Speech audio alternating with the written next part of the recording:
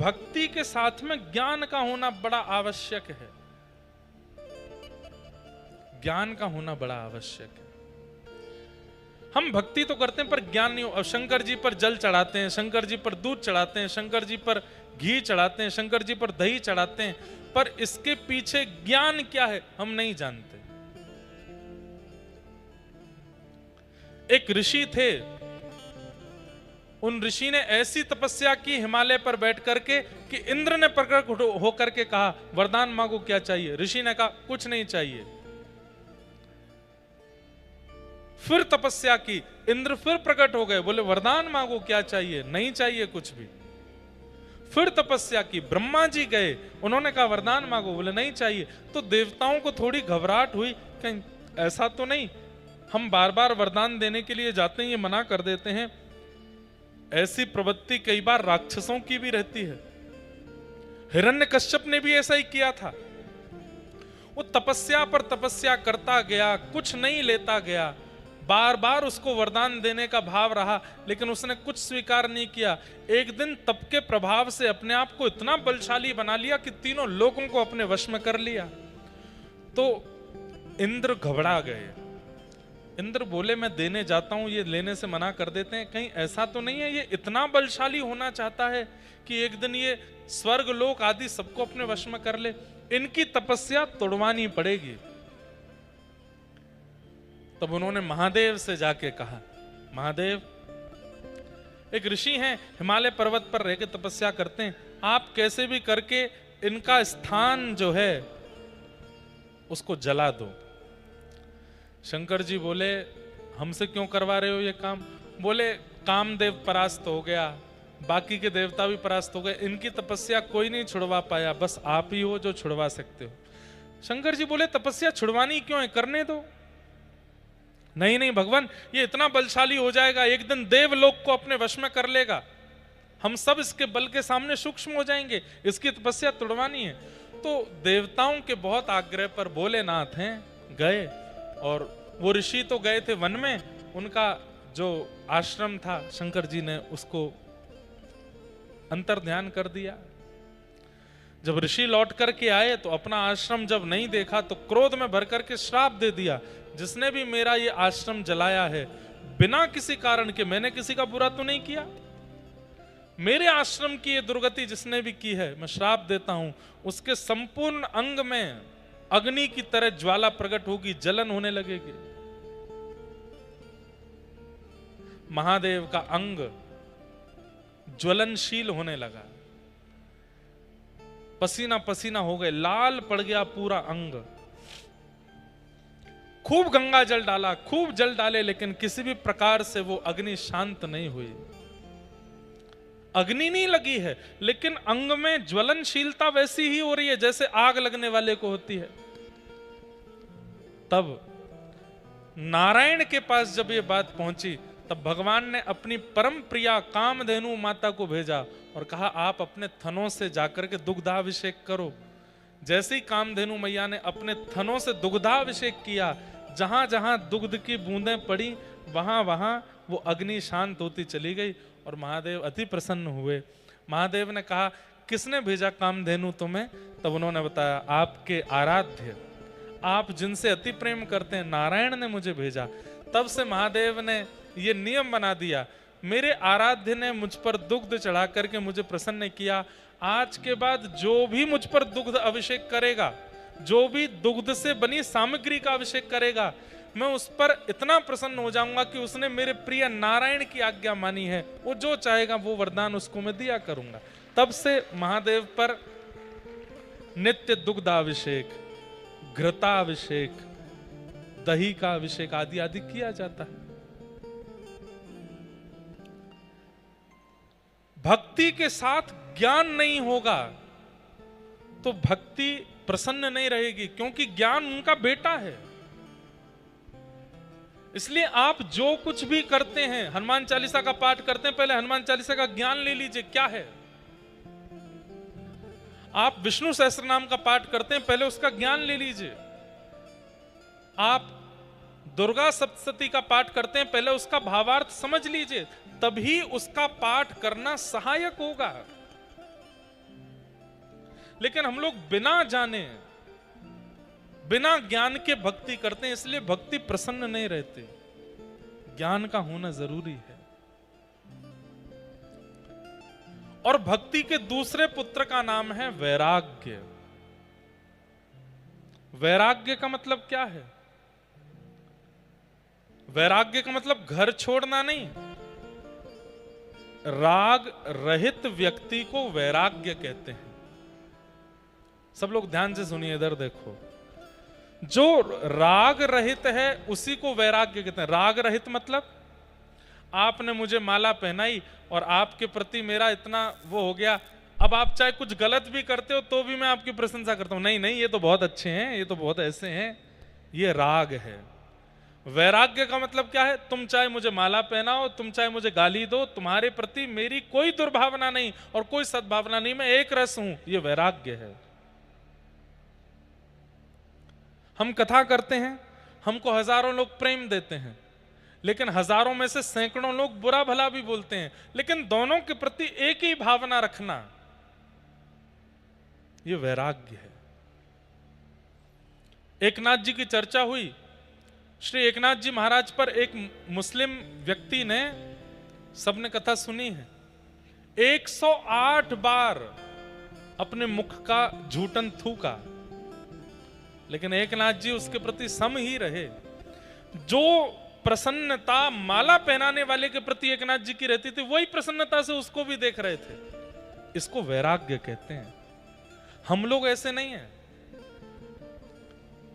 कोई हमारे प्रति अनुकूल है तो हम अनुकूल व्यवहार करते हैं, और कोई हमारे प्रति प्रतिकूल है तो हम उसके प्रति प्रतिकूल ही रहते हैं।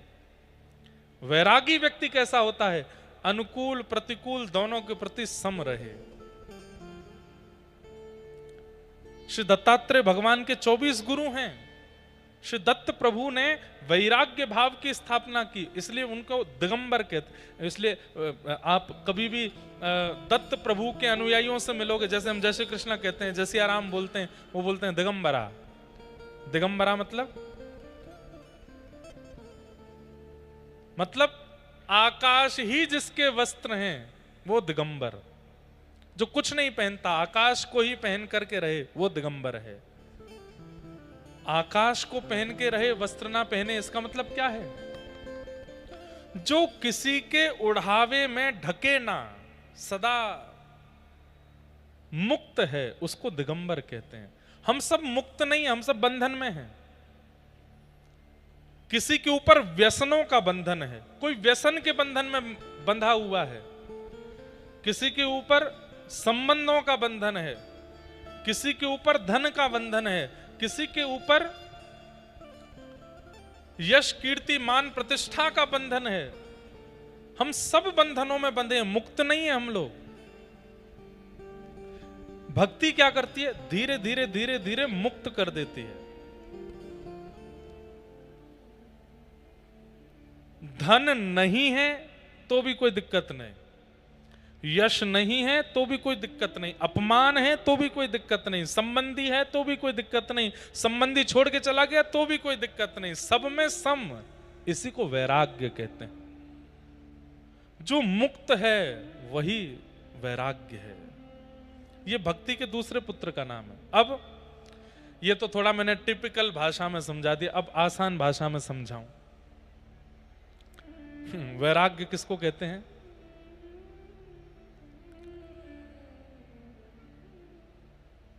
घर छोड़ना वैराग्य नहीं, घर में रहते हुए किसी के प्रति आसक्त ना रहना, यह वैराग्य है। 56 भोग सामने रखे हैं लेकिन उन पर मन का ना ललचाना, यह वैराग्य है। करोड़ों रुपयों से भरी हुई कोई सामग्री आपको मिल गई लेकिन उसके प्रति भी लोभ ना आना, यह वैराग्य है। परम सुंदरी स्त्री या परम पुरुष का दिख जाना और उसका आपके प्रति अनुकूल व्यवहार होने पर भी उसके प्रति रति ना होना, यह वैराग्य है। यह वैराग्य है। वैराग्य का मतलब क्या है? वस्तु का त्याग नहीं, वस्तु के प्रति इच्छा का त्याग, उसको वैराग्य कहते हैं। हम हलवा नहीं खाते, खाने को मिलता ही नहीं है तुमको, इसलिए बोल रहे हो नहीं खाते। कई लोग अपने नाम के आगे ब्रह्मचारी लगा देते हैं, ये ब्रह्मचारी हैं। क्यों? इन्होंने ब्याह नहीं किया। अब दो बातें, ब्याह किया नहीं था कि प्रयास बहुत किया लेकिन मिला कोई नहीं। कोशिश तो बहुत करी, रिज्यूम बहुत जगह भिजवाए थे, वो नहीं, रिज्यूम नहीं, क्या बोलते हैं उसको, बायोडाटा, बहुत जगह भिजवाया था। इतने पढ़े हैं, इतने लिखे हैं, इतने बड़े बाल हैं, सुनहरे बाल हैं, इतना खाते हैं, इतना पीते हैं, ऐसे रहते हैं, ये हॉबीज हैं, इतनी हाइट है, थोड़े से सांवले हैं लेकिन रोज क्रीम लगाते हैं, एक दिन हो जाएंगे गोरे, हमसे ब्याह कर लो। सामने वाले ने रिजेक्ट कर दिया। एक रिजेक्शन, दो रिजेक्शन, 5, 10 रिजेक्शन, 25, 30 रिजेक्शन जब हो गए तो अपने मन को समझाने के लिए, तू रिजेक्टेड नहीं है तो तू सन्यासी है बेटा, तू विरक्त है, ब्रह्मचारी, हम ब्रह्मचारी हैं, 40 साल के हो गए हमने ब्याह नहीं किया। अब सुनने वाले वो हो ब्रह्मचारी ब्रह्मचारी, लेकिन अंदर की बात कौन जाने, प्रयास तो बहुत किया पर किसी ने हाँ ही नहीं करी थी। ये ब्रह्मचर्य नहीं है। ब्रह्मचारी किसको कहेंगे? असंख्य सुंदरी नारियां आ गई थीं, लेकिन फिर भी अपने मन को एकाग्र करके निकल पड़े उस रास्ते से, किसी के प्रति मन ना जाने दिया, वो ब्रह्मचारी है। वैराग्य का मतलब क्या है? वस्तुएं अनेक प्रकट हो गई, लेकिन प्रकट वस्तुओं के प्रति मन का ना ललचाना, इसको वैराग्य कहते हैं। वस्तु का त्याग वैराग्य नहीं होता, वस्तु के सन्मुख होते हुए भी उसके प्रति इच्छा ना होना, ये वैराग्य।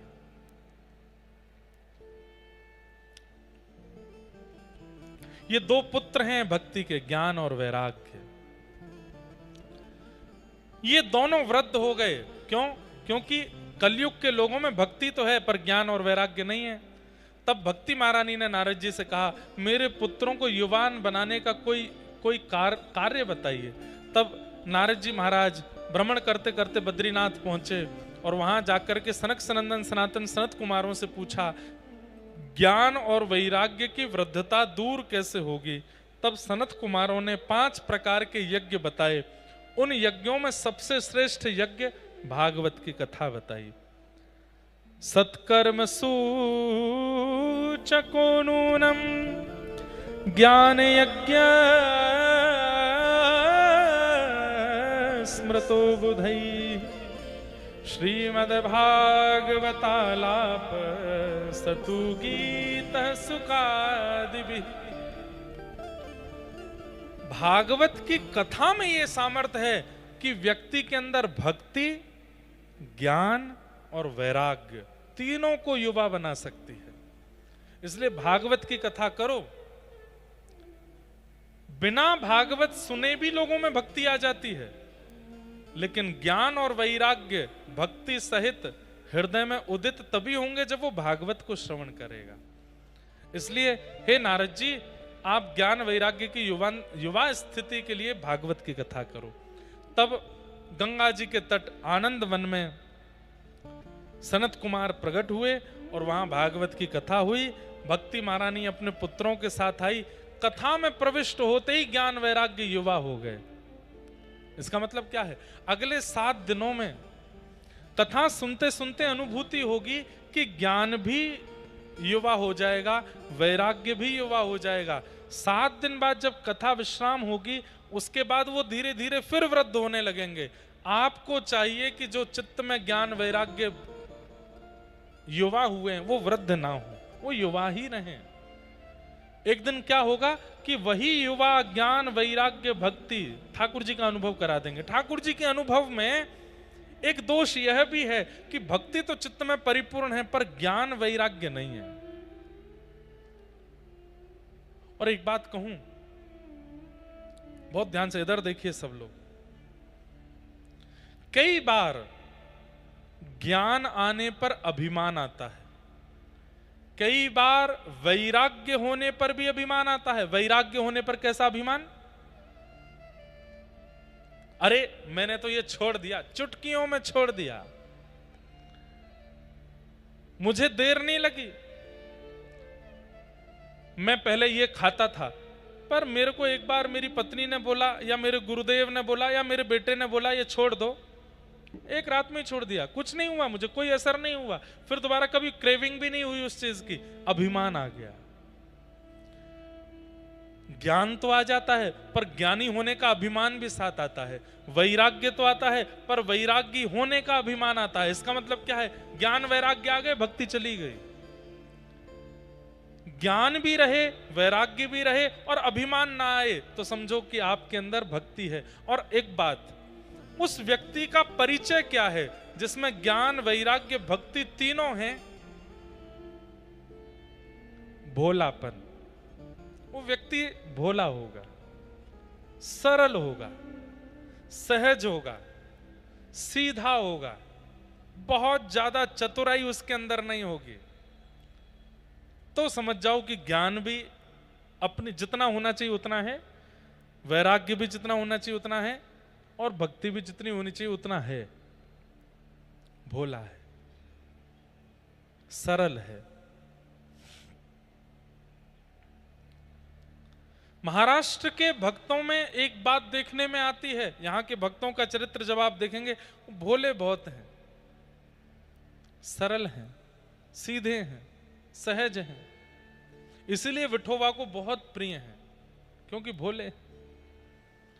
तो ज्ञान, वैराग्य और भक्ति अगर तीनों किसी के अंदर विद्यमान हैं, तो उसके अंदर सौम्यता, सरलता, भोलापन, सहजता ये स्वाभाविक रूप से आने लगेगी। अब माता पिता की सेवा कर रहा है पुंडलीक, और द्वार पर आकर के पंडरीनाथ भगवान खड़े हो गए हैं। साक्षात त्रिलोकीनाथ भगवान आकर के खड़े हो गए और कह रहे हैं, आ जाओ पुंडलीक, मैं तुम्हें दर्शन देने आया हूं। और पुंडलीक क्या कह रहा है? नहीं, मैं अभी अपने माता पिता की सेवा कर रहा हूं। लक्ष्मी जी बोली, पुंडलीक द्वार पर ठाकुर जी खड़े हैं, कोई आसन तो दे दो। आसन के रूप में ईंट खिसका देता। कितना सीधा है पुंडलीक, कितना भोला है। यही मैं और आप होते, हम कुछ कर रहे होते, ठाकुर जी द्वार पे आ जाते, तो हमारे पास योजनाएं बहुत हैं करने को, हम करते। और सबसे बड़ी बात, अगर हम माता पिता की सेवा कर रहे होते, ठाकुर जी आ जाएं, तो हम सबसे पहले छोड़ के भागते।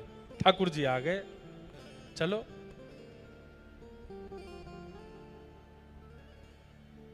पर पुंडलीक नहीं गया, क्यों? भोला है, सीधा है।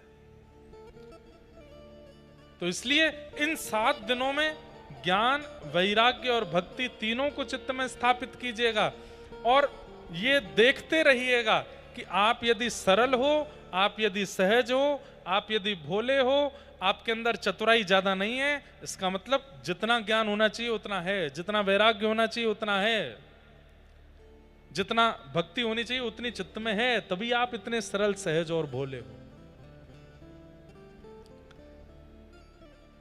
कथा सुनते ही तीनों युवा हो गए।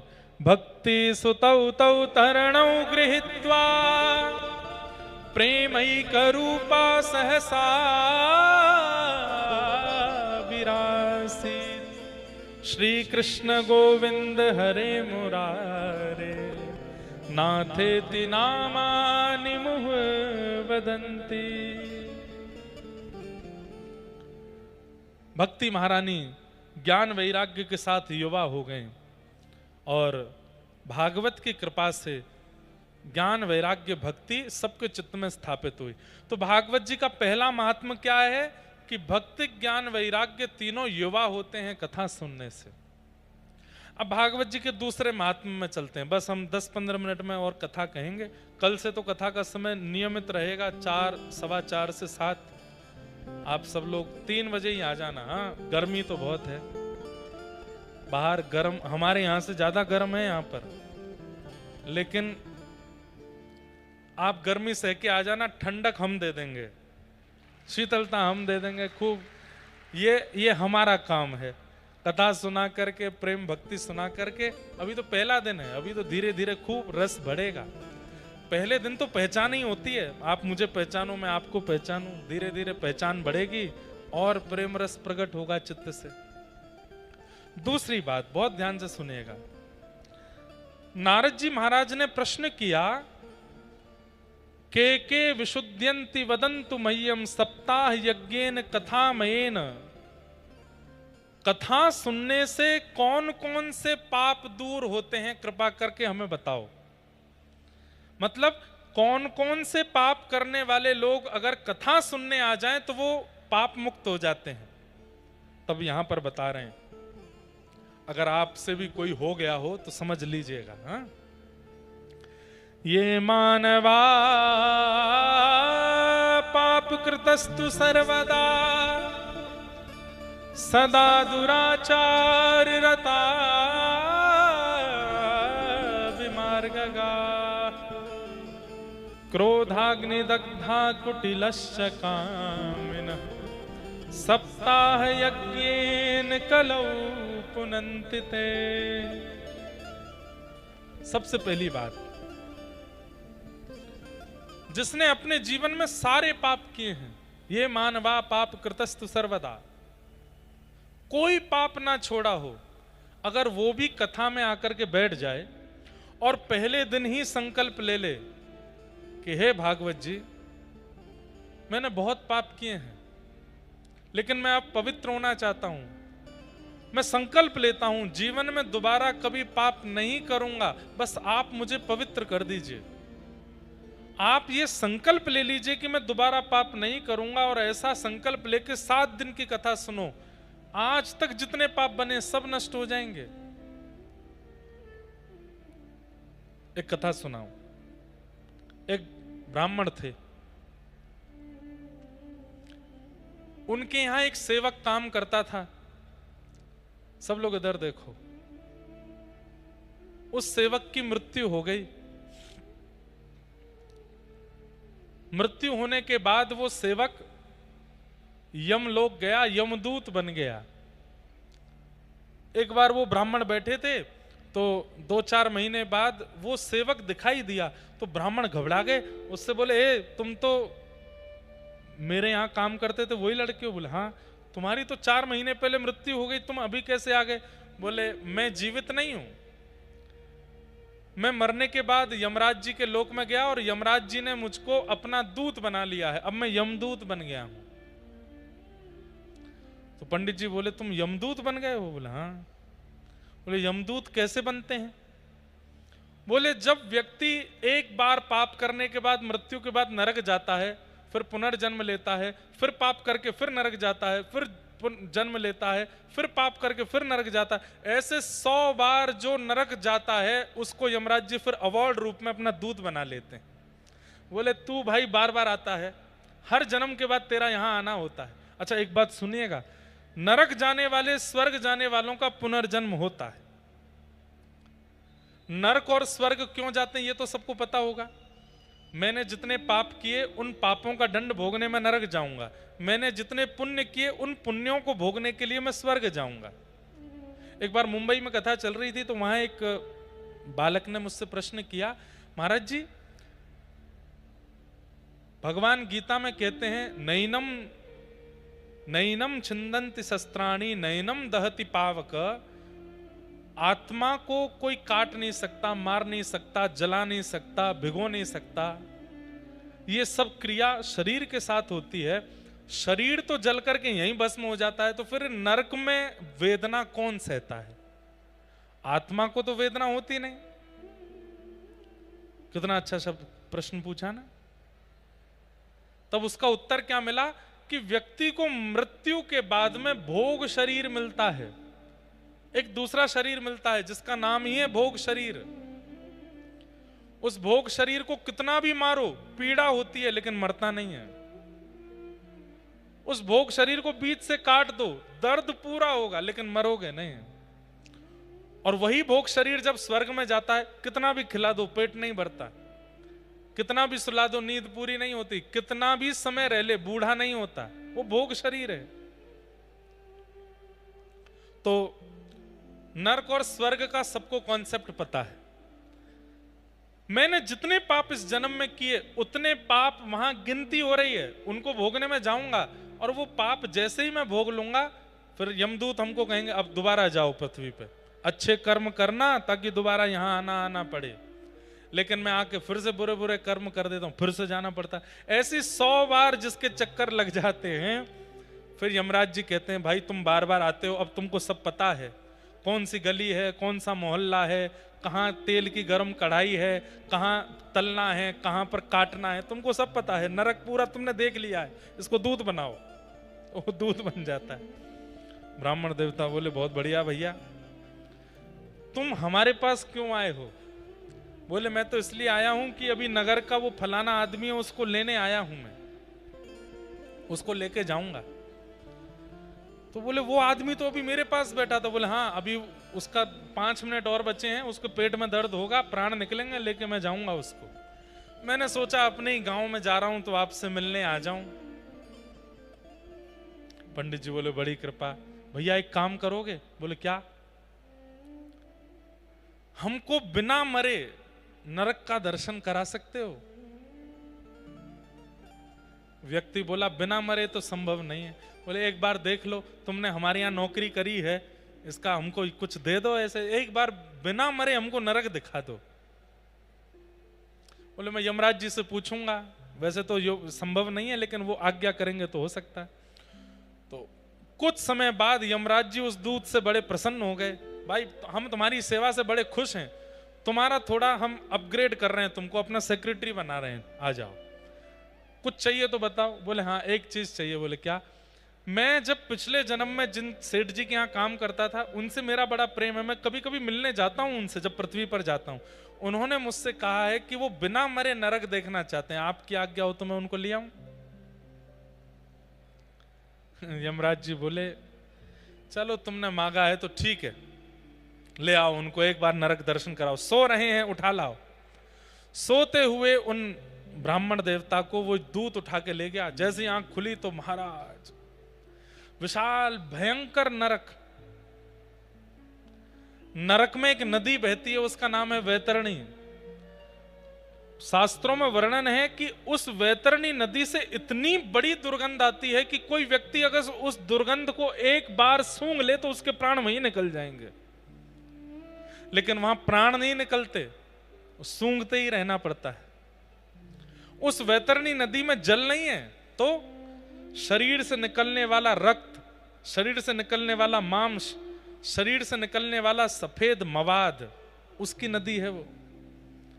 वमन होने लगे, ऐसी स्थिति है नरक की। पंडित जी महाराज जैसी नरक पहुंचे, देखते ही उन्होंने दूध किया। बोले मुझे नहीं देखना, मैं बस प्रथम दर्शन में ही बस हो गया मेरा काम, मुझे ले चलो यहां से। बोले नहीं नहीं अब तो दिखाएंगे, चलो। बोले ये क्या है? तो सारे नरक का वर्णन किया। जब व्यक्ति किसी के साथ छल करता है तो उसके साथ ऐसा होता है, व्यक्ति किसी को धोखा देता है तो उसको ये पीड़ा मिलती है, व्यक्ति जब निर्दोष जानवरों को मार के खा जाता है तो उसके साथ ऐसा होता है, ऐसा सब दिखाया। पंडित जी महाराज नाक पे हाथ धरे पूरे नरक में घूमे। अंत में यमराज जी के पास गए। यमराज जी से जाकर के कहा हमने देख लिया, अब हम कभी नरक नहीं आना चाहते। बोले नरक तो आप आओगे, मृत्यु के बाद आपको 2 मिनट के लिए नरक आना पड़ेगा। बोले मैंने तो कोई पाप किया ही नहीं। बोले एक पाप किया है आपने। बोले क्या पाप किया? बोले तुम्हारे गांव में एक जूता बनाने वाला रहता है, तुमने उससे अपने पैर के जूते बनवाए, उसने तुमको 2 रुपया 20 पैसा कहा था कि इतना दे दो, इतने में बने हैं। तुमने उसको 2 रुपया दिया और कहा भाई तुम गांव के आदमी हो, हम ब्राह्मण हैं, 20 पैसा क्यों चाहिए तुमको, छोड़ दो, 20 पैसा ऐसे ही छोड़ दो। वो कहता रहा मैं गरीब ब्राह्मण, मैं गरीब हूं, मेरा घर नहीं चलेगा, 2 रुपया 20 पैसा है, 20 पैसा भी दे दीजिए। तो तुमने उसको मना कर दिया 20 पैसा नहीं देंगे। तो 20 पैसा ना देने का पाप भोगने के लिए तुमको नरक आना पड़ेगा। किसी की कमाई, किसी का अधिकार तुमने खाया है, तुमको भोगना पड़ेगा। तो बोले मैं एक बार आ गया हूं, आप अभी मुझको दंड दे दीजिए, उसका जो भी दंड होता हो। तो बोले किसी के अधिकार का पैसा खाने से दंड मिलता है 1 बिलांद, इतना होता है 1 बिलांद, 1 बिलांद चमड़ी उछाली जाएगी।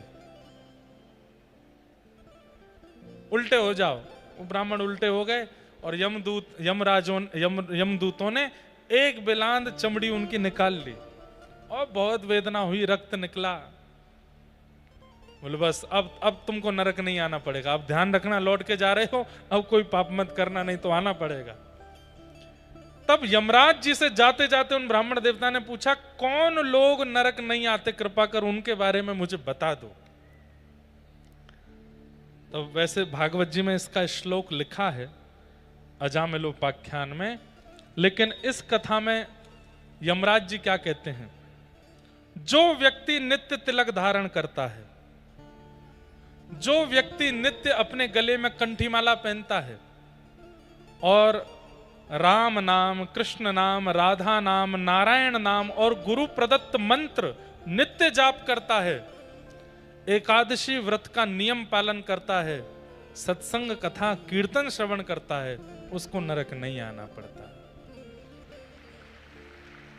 कितना इजी है ना, कितना आसान है। लेकिन ये करने में भी लोगों की शामत आ जाती है, नहीं करते। तिलक लगाना है पर अपने आप पहुंच लेते हैं, नहीं लगाते उसको। कंठी माला पहननी है। एक बार अभी 2 साल पहले ही नासिक में कथा थी मेरी, वहां एक भैया मुझसे क्या बोलता है, महाराज जी कंठी पहनने के बाद प्याज नहीं खानी चाहिए। मैंने कहा नहीं। हम ऐसा कर सकते हैं। मैंने कहा कैसा? कंठी उतार के प्याज खा लिया करें और फिर खाने के बाद फिर कंठी पहन ले। मैंने कहा वाह। मैंने कहा बहुत बढ़िया। मैंने कहा ये तो वही हो गया कि ब्याह के बाद बहू बोली कि मैं मंगलसूत्र उतार के दूसरे के संग घूम आती हूं, आके फिर मंगलसूत्र पहन लूंगी। ऐसा थोड़ी होता है। हम लोग बड़े विचित्र हैं, अपनी अनुकूलता देख करके सब क्रिया कर लेते हैं। नहीं, माथा सूना नहीं रखना चाहिए, चाहे बहनें हो चाहे भाई हो। चाहे एक टीका लगाइए, और अगर दीक्षा हो गई है तो अपने गुरुदेव का तिलक लगाइए, लगाना चाहिए आपको। सूना माथा नहीं रखना चाहिए। कई संप्रदायों में माताओं को तिलक लगाने का अधिकार नहीं है, तो बिंदी लगाइए, कुछ तो लगाइए। आपका माथा सूना नहीं रहना चाहिए किसी भी परिस्थिति में। आज जिन लोगों का सूना है वो लोग शर्माओ मत, कल से लगा लेना। नित्य तिलक धारण करो। तिलक धारण करने की महिमा क्या है? एक बार एक बड़ा पापी व्यक्ति यमलोक से यमदूत भेजे गए इसको लेने के लिए। उसके जैसे ही प्राण निकलने वाले थे, उसी समय पेड़ के ऊपर बैठे हुए एक पक्षी ने विष्ठा की, और वो विष्ठा उसके माथे पे आके गिरी और माथे से ही तिलक बन गई। जैसे ही यमदूत उसको लेने आए, विष्णु दूतों ने आकर के रोक दिया। बोले इसको नहीं ले जा सकते। बोले क्यों? देख नहीं रहे माथे पे तिलक लगा है। तब यमदूतों ने कहा, बोले तिलक नहीं है, ऊपर बैठे हुए किसी पक्षी ने विष्ठा कर दी है। बोले कुछ भी हो, देखने में तो तिलक जैसा ही लग रहा है, इसको नरक नहीं ले जा सकते। अब तो ये विष्णु लोक ही जाएगा। सोचिए, गलती से विष्ठा रूप में अगर माथे पर कुछ पड़ जाए तिलक जैसा, तो विष्णु लोक मिल जाता है।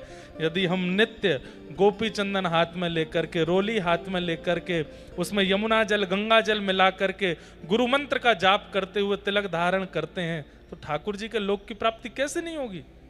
और रात में सोते समय मुंह नहीं धोना है, तिलक लगा के रखिए। और कई लोग नहाते हैं, रात्रि में स्नान का विधान है, स्नान करके फिर तिलक लगाओ। तिलक लगा के सो, रात में प्राण चले गए तो कभी भी प्राण जा सकते हैं। माथे पर तिलक 24 घंटे रहना चाहिए आपके। दूसरा, गले में कंठी माला। हम सब पिंड हैं। पिंड किसको बोलते हैं? हम सब ठाकुर जी की प्रसाद हैं, भोग हैं। जैसे वड़ा पाव में अंदर वड़ा होता है ना, वड़ा, हम सब भी वड़ा हैं।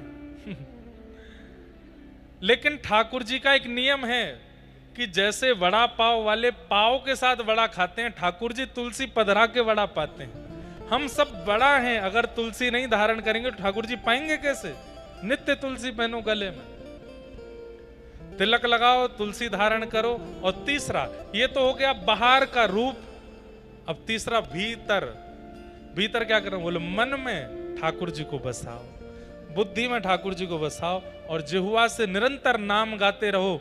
यमराज कहते हैं उसको कभी नरक आना नहीं पड़ेगा, उसको कभी नरक नहीं जाना। एक और बात, मान लीजिए उस व्यक्ति ने बहुत पाप किया जीवन में और अचानक से उसने कथा में सुन लिया कि तिलक लगाने से, कंठी पहनने से, नाम जपने से नरक नहीं जाना पड़ता, और वो ये करने लग जाए तो नाम के प्रभाव से, तिलक के प्रभाव से, तुलसी के प्रभाव से उसके पूर्व के पाप भी नष्ट हो जाएंगे। नष्ट कैसे होंगे?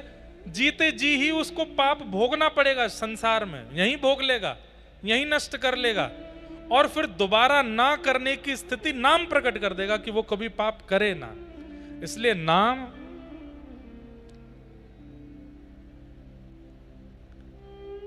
मुख पे हो राम नाम,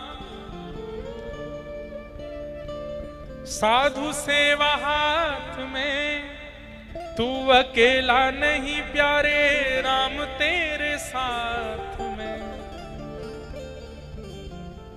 मुख में राम नाम, राधा नाम, कृष्ण नाम, विठ्ठल नाम, राम कृष्ण हरि नाम, नारायण नाम होना चाहिए। ये जीव क्वारी ना रहे, इस जीव का ब्याह कराओ नाम के साथ। ये लूली बाई है। कौन है? कौन है? लूली बाई। लूला समझते हैं किसको कहते हैं? जहां हड्डी नहीं होती उसको लूला कहते हैं। ये लूली बाई है।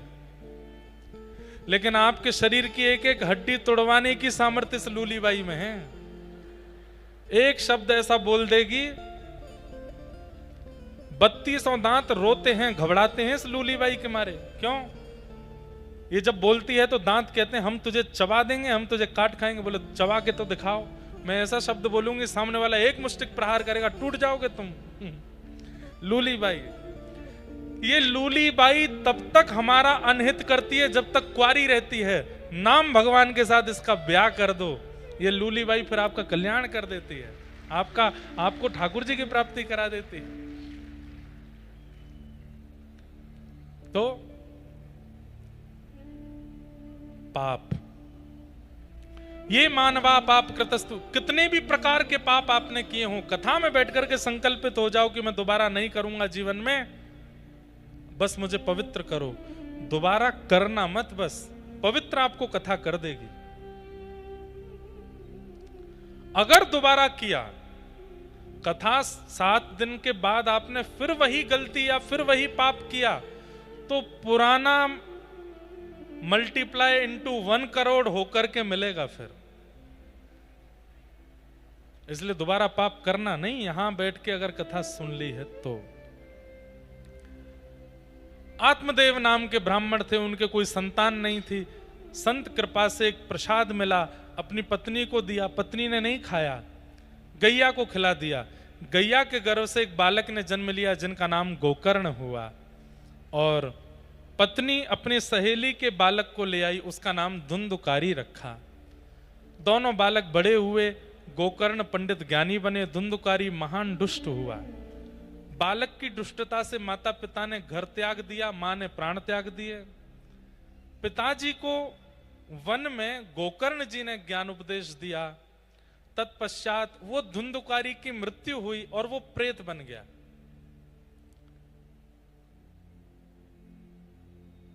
प्रेत बनने पर मुक्ति कैसे हो? कहते हैं जिसको नरक में भी स्थान नहीं मिलता वो प्रेत बन जाता है। और प्रेत योनि नरक योनि से भी ज्यादा खराब है।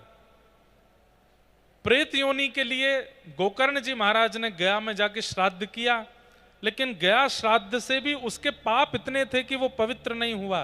तब सूर्य नारायण भगवान से पूछा कि महाराज इसकी मुक्ति कैसे होगी? तब सूर्य नारायण भगवान ने आज्ञा करके बताया, श्रीमद् भागवत की कथा कराओ। श्रीमद् भागवत की कथा में यह सामर्थ्य है कि अत्यंत घोर प्रेत योनि में पड़ा हुआ व्यक्ति भी मुक्त हो जाएगा। तब भागवत की कथा हुई और श्रीमद् भागवत की कथा से, गोकर्ण जी महाराज के कथन से धुंधुकारी प्रेत योनि से मुक्त हुआ, 7 दिन में मुक्त होकर के भगवत धाम को प्रस्थान कर गया।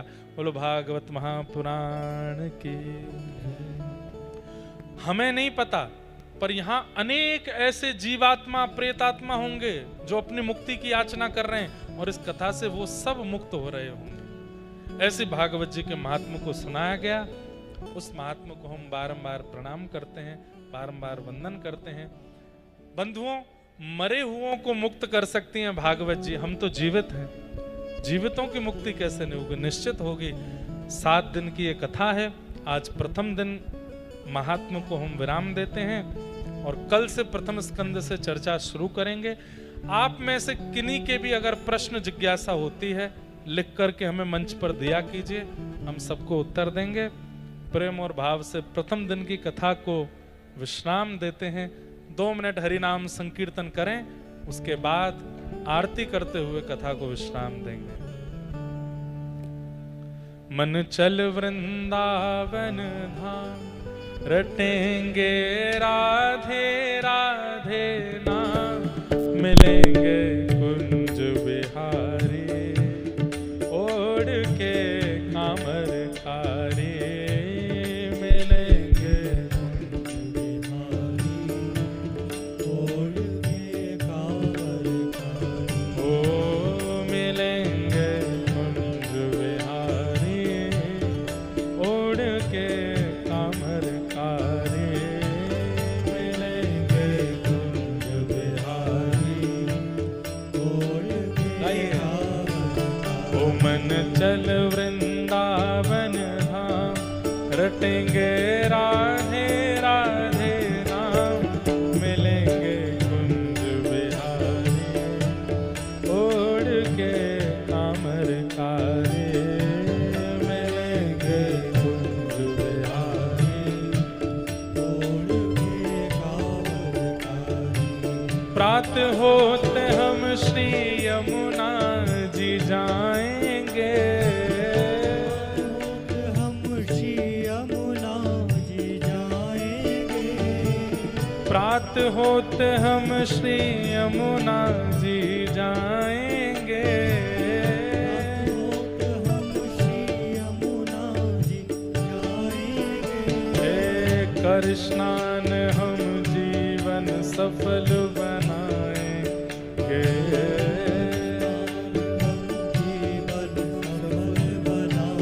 होएंगे मन के पूर्ण काम, होएंगे मन के पूर्ण काम, होएंगे मन के पूर्ण काम, होएंगे मन के पूर्ण काम। रटेंगे राधे राधे नाम, मिलेंगे कुंज बिहारी, ओढ़ के कामर कारी, मिलेंगे कुंज बिहारी, ओढ़ के कामर कारी, ओ मिलेंगे कुंज बिहारी, ओढ़ के कामर कारी, मिलेंगे कुंज बिहारी, ओढ़ के कामर कारी। ओ मन चल वृंदावन धाम, मन चल वृंदावन धाम, रटेंगे राधे राधे नाम, मिलेंगे कुंज बिहारी, ओढ़ के कामर कारी, मिलेंगे कुंज बिहारी, ओढ़ के श्री वृंदावन धाम।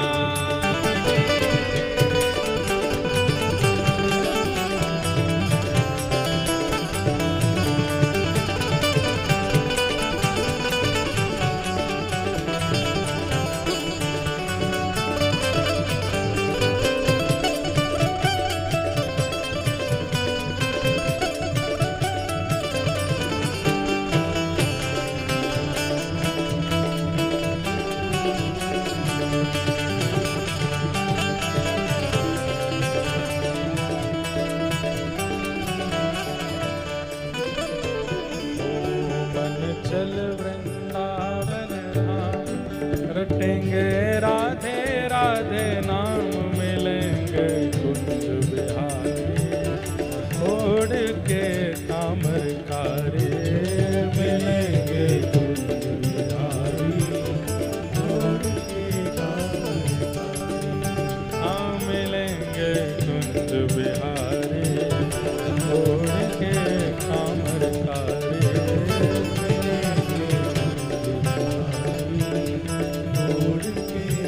श्याम जय जय श्याम जय जय श्री वृंदावन धाम। जय जय श्याम जय जय श्याम जय जय श्री वृंदावन धाम। हे जय जय श्याम जय जय श्याम जय जय श्री वृंदावन धाम। हे जय जय श्याम जय जय श्याम जय जय श्री वृंदावन धाम। ओ जय राधे राधे श्री राधे राधे जय राधे राधे श्री राधे राधे जय राधे राधे श्री राधे राधे जय राधे राधे श्री राधे राधे। कुंडली कवरदा हरि विठ्ठल श्री ज्ञान देव तुकाराम श्री पंढरीनाथ भगवान की जय। श्री वृंदावन बिहारी लाल की श्री राधा रमण लाल की श्री राधा वल्लभ लाल की पूछरी के लौठा की हुप हुप प्यारे। क्या बात है बंसी बारे, शाबाश। सब लोग भागवत जी की आरती के लिए अपने अपने स्थान पर खड़े हो जाएं और वहीं से आरती करें। आरती ते